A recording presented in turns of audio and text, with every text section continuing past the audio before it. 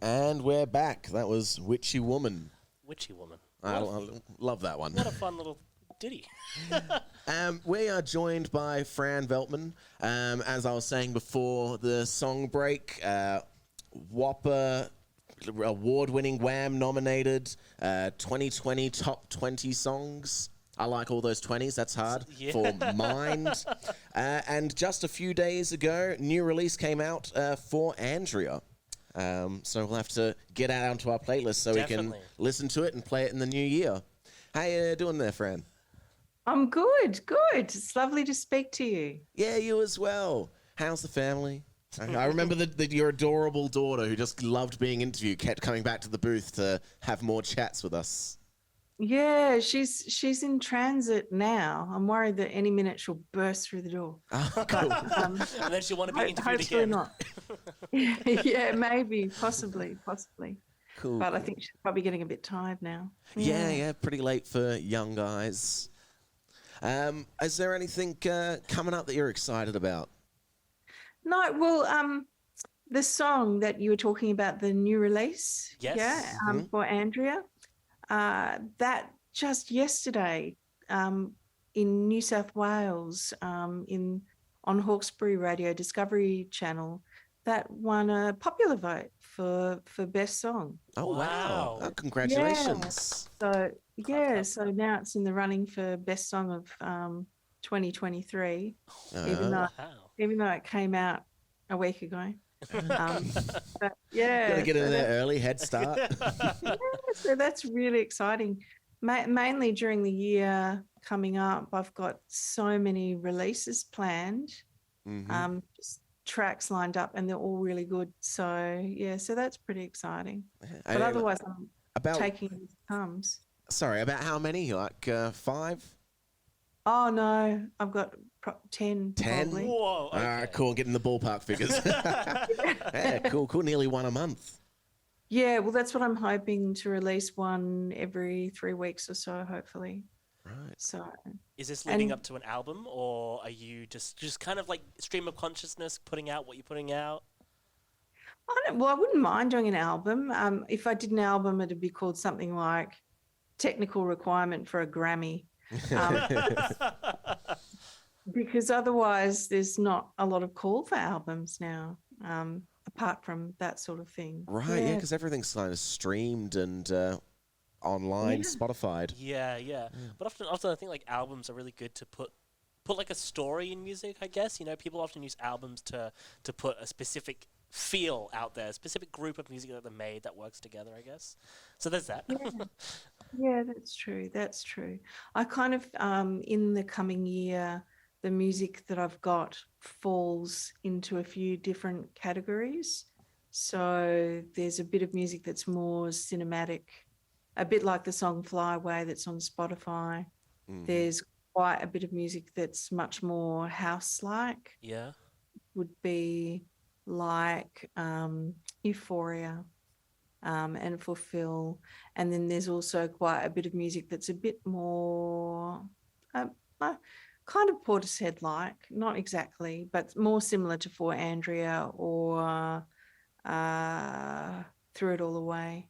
So there's kind of 3 different styles, and I haven't really picked one over another. So I just, as much as I think of songs for one genre, then another one pops up for another genre.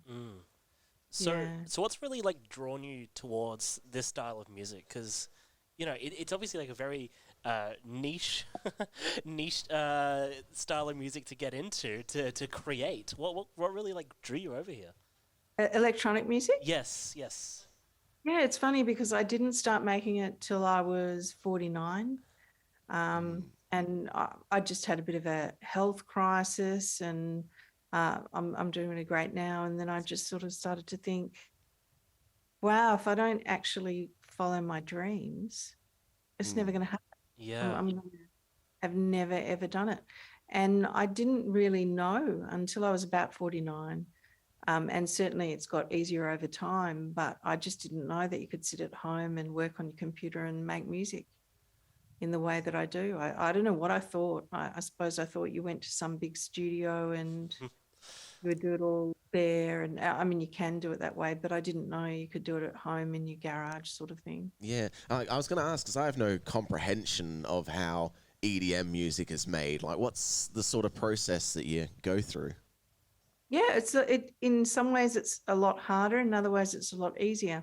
So for me, I've never played an instrument or anything like that. I was going to ask about the piano behind you. Yeah, you see it? Yeah. Yeah. Well, I compose stuff on that, and there's a story that goes with that piano. Actually, I can tell you the story of the piano first. Oh, okay. Is I always said when I get successful, then I'll get myself a piano. Right? It was always like that, and it just wasn't happening, and it wasn't happening, and I just went, oh bummer, I'm going to get myself a piano because I saw this piano advertised, secondhand piano. It's beautiful, and so I just bought it. And the day that it came into my house, I got notified that I'd been nominated for a Wham Song of the Year award. Oh, wow. Wow. Oh, Yeah. it was like auspicious in a way. You didn't get successful until you got the piano. Yeah, it works the other way around. Don't wait. Just go for it. But with electronic music, the way it works, generally speaking, is you have something called a DAW, which is a digital audio workstation, which is a program that you put in your computer, and you use that program to just put instruments in and write them in. So if you hear a guitar in my music, it's pretty much me having typed in the guitar notes into the workstation. Right. Okay. So you just click on guitar, you say, I need you to play this chord at this time, switch to that chord at this beat, and it does that for you. Yeah, literally what happens is there'll be like a little scale of notes, and I'll grab the instrument I want and then just pop the notes into the MIDI. It's almost like, have you ever seen pianola, and there are all those little dots on the roll as it rolls through the pianola? Oh, yes. yes. Yeah. Well, I mean, it's not exactly like that, but it's a bit like that in terms of the little dots and notes that you're painting in, essentially, to the computer and to the program. All right, cool. And you do Yeah. so you don't really need to know too much about any instrument except that you like the sound of it. Yeah, well, you kind of learn as you go along. So if you write anything in without rhythm and that's not in key, it won't sound very good. But but most people have an ear. Most people know what sounds good, so you figure it out that way. Sure. So do you start with the rhythm or a beat, or do you start with like some lyrics and work your way from there? Different songs start different ways. So the song for Andrea is probably one of the most musically simple songs that I've done. It's got the least sort of instruments sort of sitting in it. And for that one, I worked out the melody of the piano, first, and then I put the vocals over the top and the beats went in last. But for other songs like the one I did for Phil, or a lot of the other house ones, it usually works the other way, that the beat, it kind of reminds me of like the underwear underneath, So you get all that right first, and then you get the melodies on the top, and then the last thing you do is put the vocals on. Right. So it depends. And at home, I do all the vocals at home. I've just got an interface now, and I plug a microphone in and sing into the computer. Ah, cool. So all the singing is you. Yeah. Ah, Well, cool. not always. So if you listen to Euphoria, that's a male voice and definitely isn't me. But a lot of it is. So if you listen to like Fly Away, that's me singing on that. Yeah. Cool. So, And so your brother is Phil then? Is that or is this just poetic? No. Phil's a song. I wrote that for my brother shortly after he passed away, actually. So he had a very serious mental illness and passed away in a hospital. So Condolences. yeah, and it wasn't a suicide. There's still going to be an inquest into what happened there. But that I wrote that song pretty quickly. It's strange because it's quite a celebratory song. It's not. It's sad. The vocals are sad, but it's got quite a happy beat to it, really, for the kind of song it is. And that's the one that I got nominated for the Wham Song of the Year award. Right. And can we ask, who's Andrea? Andrea. Andrea, that song's based on recent events. Andrea is Andrea Thompson from Around the Sound. And if you want to see the backstory to that song, you can look at her blog Around the Sound, and you'll find a review of me and other articles all about what happened there. So that song was my response to the events that happened in the last couple of weeks, and it's actually doing pretty well. Like I'm so surprised at how well it's doing. It's been picked up by 9 different broadcasters across Australia now have downloaded it on AMRAP. So it's been played in Victoria a couple of times, just won most popular song on that Hawkesbury radio station. And I've seen a Queensland and ACT station have downloaded it. I don't know whether or not they're going to play it. Sometimes it's even hard to find that out. But it's looking really hopeful for this song. I'm just so surprised because I didn't do anything that you normally would do to make a successful song, in that it was written one week, released the next week, a week, like 3 days before Christmas, when nobody releases anything, sort of thing, with no publicity whatsoever, and just popped up on AMRAP. And and it's going so well, really well. And is there a call to action that we can get people to do when we play it? Like, so if you liked that song, go here and tell these people that you like Fran. If you like, you could maybe even request people play it. That'd be lovely. Or play it on Spotify would also be nice. So it's doing pretty well so far, even on Spotify. Like, I think just in the few days it's been up, it's had more than 100 plays. And I always sort of aim to try and get 1,000 plays, because once you get to the 1,000 play mark, the numbers come up on Spotify for people. Gotcha. And no matter how good or bad your song is, people always have a tendency to want to play a song that's been significantly played. So if you hear the song, you like the song, please go to Spotify and play it. That would really help. Yeah, cool. I'm definitely going to play it on my way home today. I've got an hour-long drive. It might be played multiple times. Who knows? Cool, yeah. So obviously, music can often be a really good vessel to explore different parts of yourself, or just even technically some other stuff. So is there anything that you've really come to realize in regards to either making music or how you interact with music, or just personal things that have come through this journey that you've been on with music? Yeah, I have actually.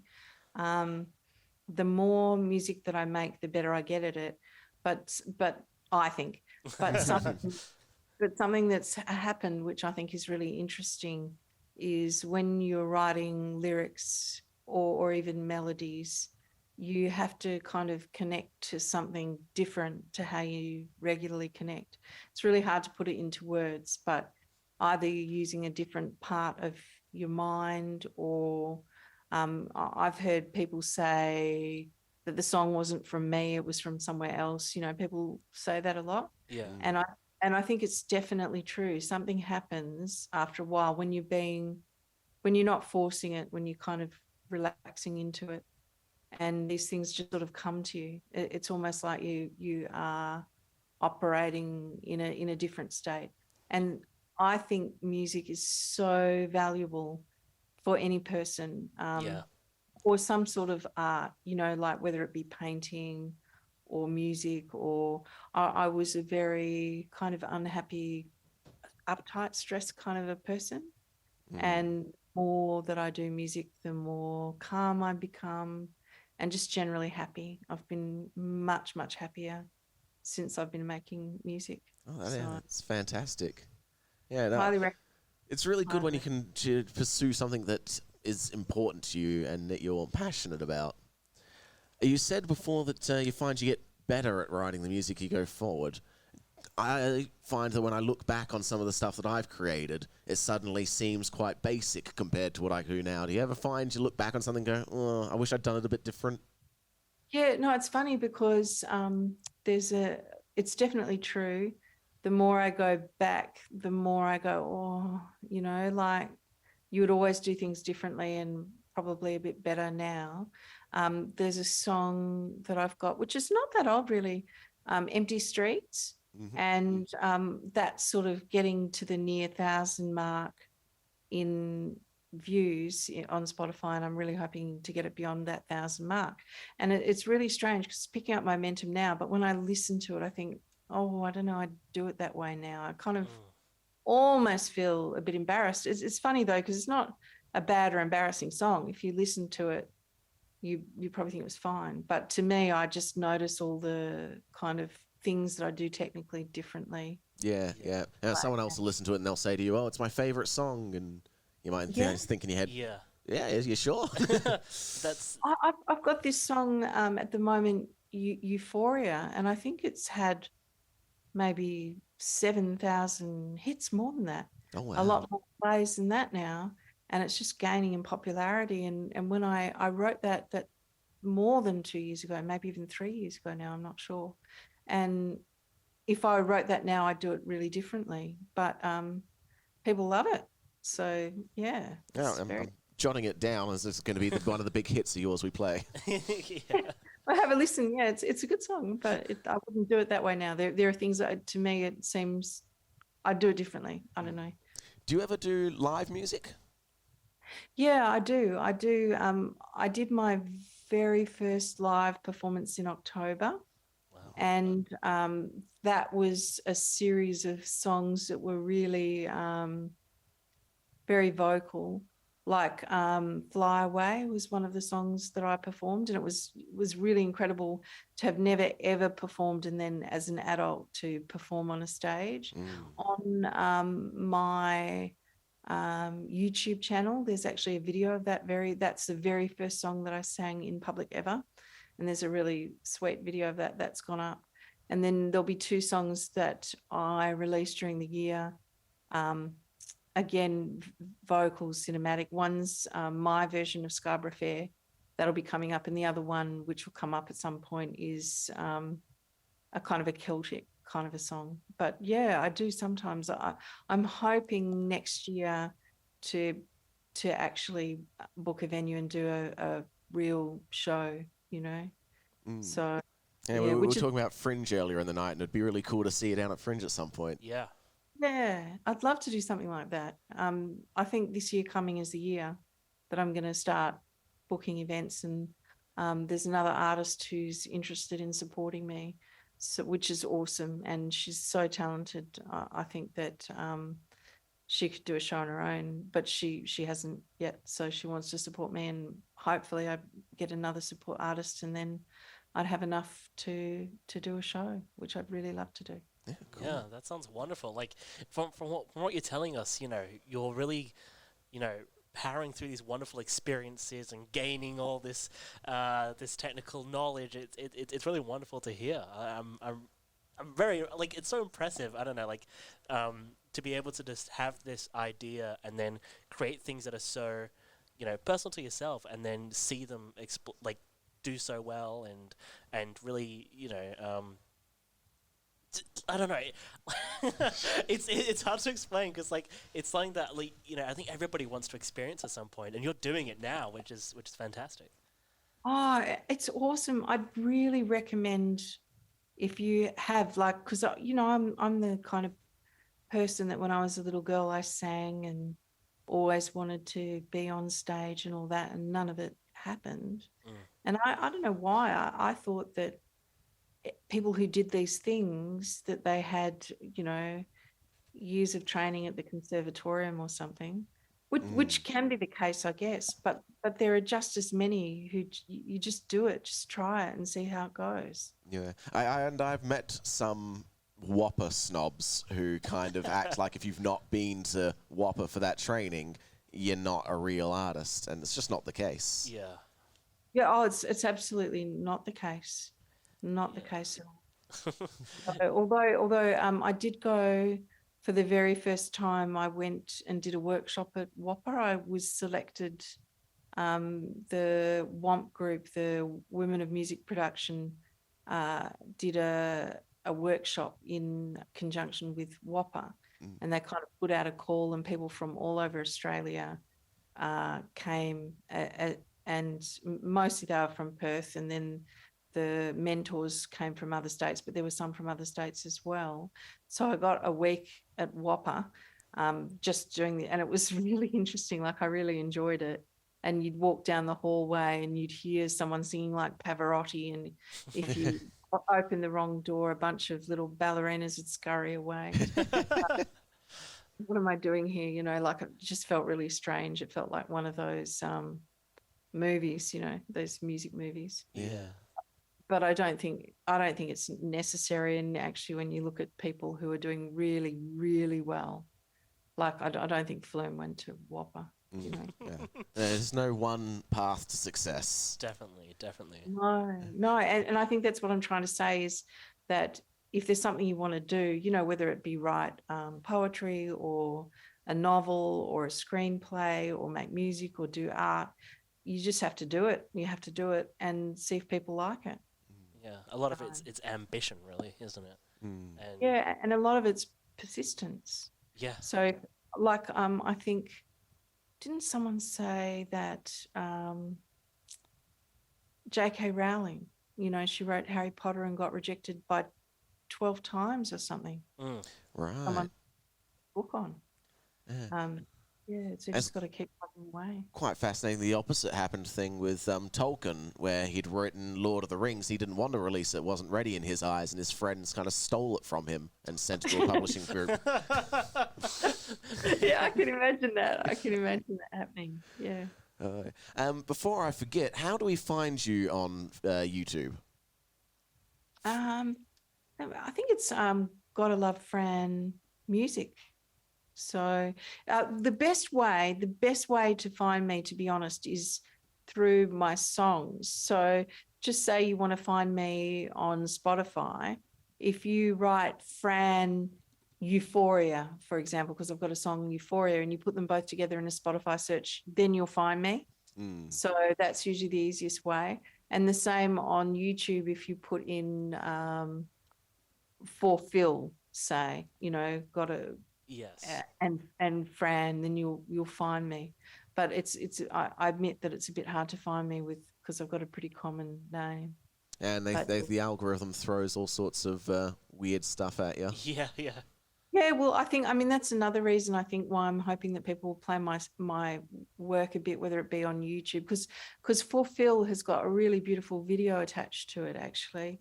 It's like a Studio Ghibli I think I'm looking at it. We're looking at it right now, yeah. Yeah, cartoon video. Animated music video. Yeah, full animated music video. And I've got another really cool video for Mind is up there on YouTube as well. And that was filmed when I was playing DJ at a festival. And I'm so lucky because I did that on I think it was the 26th of January 2020, just before lockdown. And if you have a look at that video and you look at the end of it, there's just this massive crowd of like 20,000 people or something absolutely enormous that you just couldn't get that over the last couple of years. I think it was like the last big festival before everything shut down, and now it's all starting up again. So, because I used to do DJ sets and not, you know, singing performances, but now I'm getting more confident. I'm doing singing performances as well. And Empty Streets, there's a video that I did that's on Zoom, and it's got alpaca in it as well. And it's like 9 little screams, and one of them is an alpaca. Yeah, my directorial debut for that one. That's so much fun. So, what do you see yourself like? Obviously, you've got a lot planned for this year. You've got 12 things you're wanting to release. When we're looking at kind of, you know, where you see your career later on, what are you looking to do? Where are you trying to find yourself in the future? So interesting. I'm really interested in collaborating with other artists. I'm really interested in producing for other artists. I really would like to get some of the songs coming out in the next year. They honestly are of a quality that I think other DJs might well want to, you know, like house DJs might want to play some of these songs if they knew they existed. Yeah. So hopefully doing that. So making some of the music that I've made is suitable for cinema and games. So it would be nice to have that happen. I've even got a video that's coming out for one of my favorite songs next year. It's so close, which is an AI video. Okay. And it's just amazing. It's amazing. It's not quite done. I keep on, I don't want to jinx it by talking about it, but I'm hoping that it will all come together and then I'll have this really amazing video come out. And I just love it. I think it's the sort of thing that you could watch over and over again. I've not really seen anything like it. So I'm really looking forward to that. What is an AI video? Well, as far as I understand it, the content creator, it's a combination of their ideas and computer generated images. Right. So you get these weird combinations of things.